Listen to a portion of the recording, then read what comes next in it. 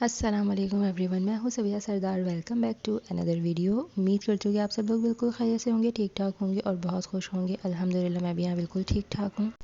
Vlog start हो रहा है फ्राइडे से, मॉर्निंग से, और इस वक्त मैं कर रही हूँ घर की सफाइयाँ। वैसे तो मैंने 2 दिन पहले ही सफाई की थी, बहुत डीपली हर चीज़ की मैंने डस्टिंग की थी हटा हटा के। यहाँ पर मैं इतना डीप नहीं कर रही, लेकिन बस हल्का फुल्का ऊपर से थोड़ा हाथ मार रही हूँ। थोड़ी बहुत डस्ट होने लग गई है, पता नहीं किस तरह का अजीब सा मौसम होने लग गया है मॉरिशस का, तो बहुत डस्ट हो जाती है। तो तकरीबन मुझे रोज़ ही सफाई लगानी पड़ती है, लेकिन जो डीप क्लीनिंग होती है वो तकरीबन 2-3 दिन बाद मैं कर ही रही हूँ आजकल।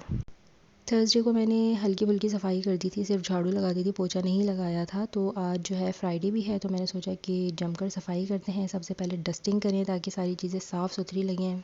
और ये जो मेरी ड्रेसिंग टेबल है, ये तो मैं जितनी बार भी साफ़ कर लूँ कम है। मतलब अगर मैं इसको सुबह साफ़ करूँ ना तो शाम तक ये फुल हो जाएगी। कोई भी सामान लाकर बस इसके ऊपर रख दिया जाता है तो बस ये फुल ही भरी रहती है। तो तकरीबन मुझे रोज़ ही इसको समेटना पड़ रहा होता है। वैसे ही ऑलरेडी इसके ऊपर इतना ज़्यादा सामान पड़ा हुआ है, तो उसको ही मैनेज करती रहती हूँ मैं। अभी मेरे बच्चे का हाथ इतना ऊपर तक नहीं जाता जहाँ पर मेरे परफ्यूम वगैरह रखे हुए हैं, तो इसलिए वो वहाँ रखे हैं। जब वहाँ तक हाथ जाएगा तो वो सारी चीज़ें भी मुझे हटानी ही पड़ जाएंगी वहाँ से। लास्ट व्लॉग में तो आपने मेरा देखा ही होगा कि किस तरह वो मेरी ड्रॉर में घुस के सारा मेरा मेकअप भी इधर उधर कर रहा होता है, तो मैं उन सब चीज़ों में भी लगी रहती हूँ। वो तो सब खुल ही जाता है क्योंकि मेरी सारी चीज़ों में, मतलब ड्रेसिंग की टेबल में लॉक वगैरह नहीं लगे हुए, तो इसलिए उससे वो खुल जाती है और वो उसमें घुस जाता है। अभी ऊपर तक उसका हाथ नहीं जाता है, तो अभी तक वो ऊपर की चीज़ें सलामत ही हैं। और जहाँ पर बच्चे होते हैं तो ऐसे ही होता है, अगर ये सब ना हो तो फिर मज़ा भी नहीं आता घर में, कि घर फैला फैला रहे, पता चलता है कि बच्चे ही हैं घर में। और बच्चों के अंदर ना ये चीज़ बहुत होती है कि वो अपने खिलौनों से नहीं खेलते, उनको घर की चीज़ों से खेलना है। घर में क्या चीज़ें रखी हैं उसको चेक करना है, क्या है क्या नहीं है। तो इसके साथ भी यही है, अपने खिलौनों से वो बस 1-2 दफ़ा खेलेगा और साइड में, और उसको घर की चीज़ें देखनी है कि क्या है क्या नहीं। और ये मैंने कल झाड़ू लगाई थी, उसके बावजूद जब मैंने आज दोबारा झाड़ू लगाई यानी कि फ्राइडे को, तो उस पर भी इतनी मिट्टी सिर्फ मेरे रूम से निकली है। खैर यहाँ पर से तो बहुत ही कम निकलती। जब हम पाकिस्तान में झाड़ू लगाते थे तो ओहो क्या ही मिट्टी रोज़ ही निकलती थी। और ये तो बहुत ही कम है, इससे 3 गुना ज़्यादा 4 गुना ज़्यादा निकलती थी। मैं ख़ुद अपने घर की सफाई करती थी पाकिस्तान में, तो जब मैं यहाँ पर सफाई करती हूँ और मैं कंपेयर करती हूँ तो यहाँ पर इतनी डस्ट नहीं होती, लेकिन फिर भी मुझे साफ़ रखना पड़ता है क्योंकि मेरा बच्चा है। इस वजह से मैं बहुत सफाई रखती हूँ, क्योंकि वो हर चीज़ को क्या करता है, मुँह में डाल लेता है। बच्चों की आदत ही होती है। तो जब से अल्हम्दुलिल्लाह वो आया है तो तब से जो है और भी डस्टिंग करनी पड़ती है, सफाई करनी पड़ती है।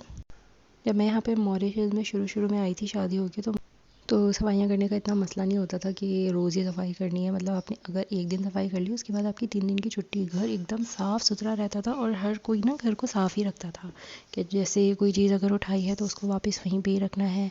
उठ गए हैं बेड से तो चादर को फटाफट से ठीक करना है, तो ये बहुत था यहाँ पर।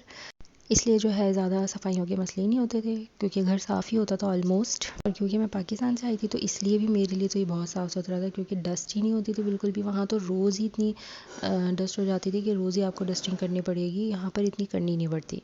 और यहाँ पर जो है 2 तरह की झाड़ू ही इस्तेमाल होती है। मैं वैसे यही वाली झाड़ू लगाती हूँ, हमारे घर में ये वाली यूज़ होती है। जो पाकिस्तान में हम लगाते थे बैठ के, वो वाली भी होती है और ये वाली भी होती है। तो मुझे लगता है ये वाली ज़्यादा आसान है, क्योंकि इतनी डस्ट नहीं होती, तो फिर इससे ही साफ़ हो जाता है घर। और पोंछा मैं दोनों ही यूज़ करती हूँ, कभी मैं ये डंडे वाला भी यूज़ कर लेती हूँ और कभी जो वो तौलिए वाला होता है वो भी हम लोग यूज़ कर लेते हैं। तो डिपेंड करता है कि जब मूड हो तो हम कोई भी यूज़ कर लें।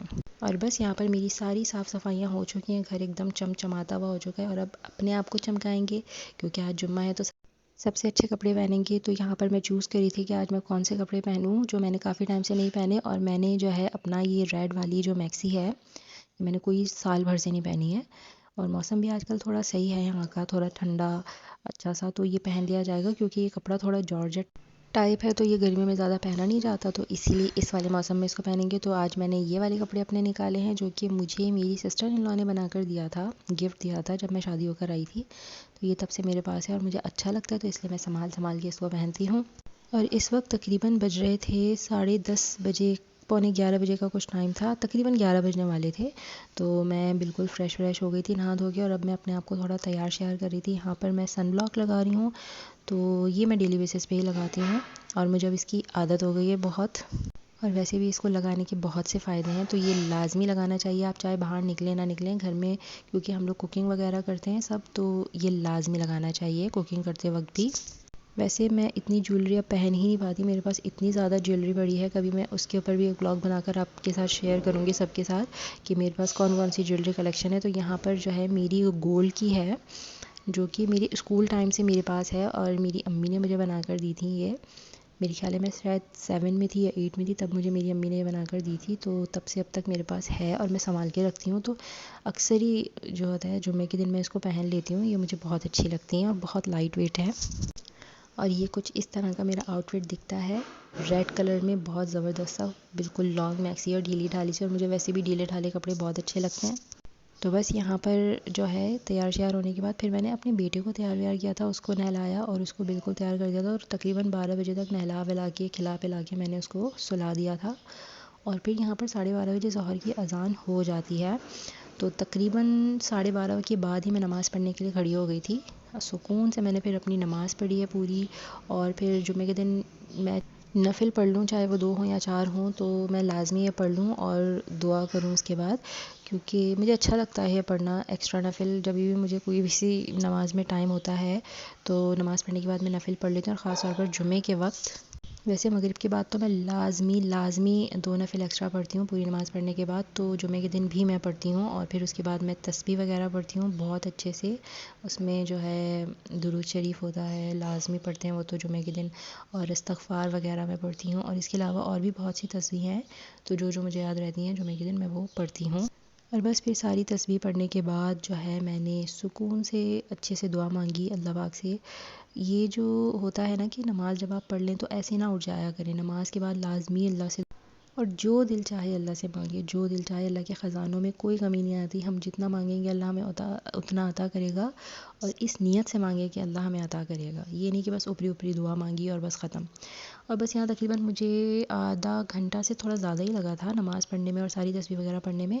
और फिर वो सब पढ़ने के बाद क्योंकि लंच टाइम हो गया था और मेरा बेटा भी उठ चुका था, तो उसके लिए भी मैंने आलू का पराठा बनाया था दोपहर के लिए। तो ये मैं उसी के लिए बना रही थी। हम लोगों ने तो अपने यहाँ गोभी का आलू का पराठा खाया था, क्योंकि कल रात को मैंने गोभी का सालन बनाया था, आलू और गोभी, तो वो बच गया था। तो फिर उसको मैश करके मैंने हम दोनों के लिए, मतलब मेरे हस्बैंड के लिए और मेरे लिए पराठे बनाए, और मैंने अपनी बेटी के लिए आलू का बनाया था। तो उसके लिए मैंने आलू बॉयल किए हैं और उसको अच्छे से मैश कर लिया। उसके अंदर मैंने ज़ीरा डाला है।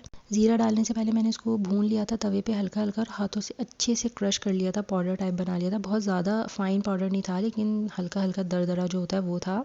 फिर उसके बाद मैंने नमक और एक चुटकी बस मैंने इसके अंदर जो है ना चिली फ्लेक्स डाली है, वो जस्ट मैंने टेस्ट के लिए डाली है, बहुत ज़्यादा नहीं डालनी क्योंकि वो बहुत तेज़ हो जाती है बच्चों के हिसाब से। और बस यहाँ पर फिर उसको मिक्स वगैरह करके रोटी बेल के मैंने एक अच्छी सी थिक लेयर लगाई थी आलू की, ताकि आलू का पराठा खा रहे तो आलू आपको मिलना भी चाहिए, ये ना हो कि बस हल्का सा आलू डाल दिया।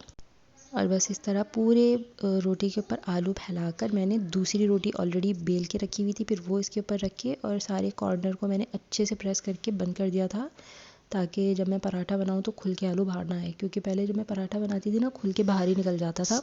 और ये जो पराठा मेरा है ना जला नहीं है, बहुत से लोग देख के ये कहेंगे कि ये जल गया है। तो मेरा कुछ तवा भी स्टील का है, तो वो अभी मैं समझ नहीं पा रही, लेकिन अल्हम्दुलिल्लाह फिर भी बहुत अच्छा बना था। तो वो उसका कलर ही ऐसा आ जाता है। तो बस यहाँ पर हल्का हल्का घी लगा के मैंने पराठे को सेक लिया है, और मैंने बहुत ज़्यादा घी नहीं डाला था उसके लिए, बस हल्का हल्का लगाया था ताकि वो बस हल्का सा हो जाए। बहुत ज़्यादा घी लगा के ना बहुत फिर अजीब सा लगता है, भारी भारी सा हो जाता है। वैसे ही आलू है और फिर ऊपर से घी इतना ज़्यादा। और बस यहाँ पर फिर मैं अपने लिए और अपने हस्बैंड के लिए गोभी का पराठा बना रही थी, तो मैंने गोभी भी इसमें अच्छे से भरी थी। और मैंने जब आलू बॉयल किया था तो वो थोड़ा मैंने ज़्यादा कर लिया था, तो मैंने एक्स्ट्रा आलू डाल के उसके ऊपर चिली फ्लेक्स डाल के नमक डाल के उसको मिक्स करा, और फिर मैंने पराठे बनाए थे। बहुत ही मज़े के पराठे बने थे। मोस्टली हमारे यहाँ पर यही होता है कि जो रात में सालन बनता है, लाइक बैंगन वगैरह टाइप या गोभी जो भी, तो इस तरह की चीज़ें जो बच जाती हैं फिर हम अगले दिन उसका पराठा बना के खा लेते हैं। और वैसे भी मौसम अच्छा है तो मज़ेदार लगता है।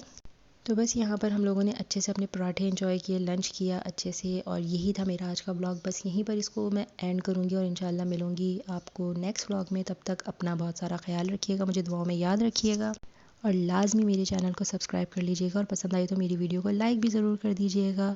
फ़ी अमान अल्लाह।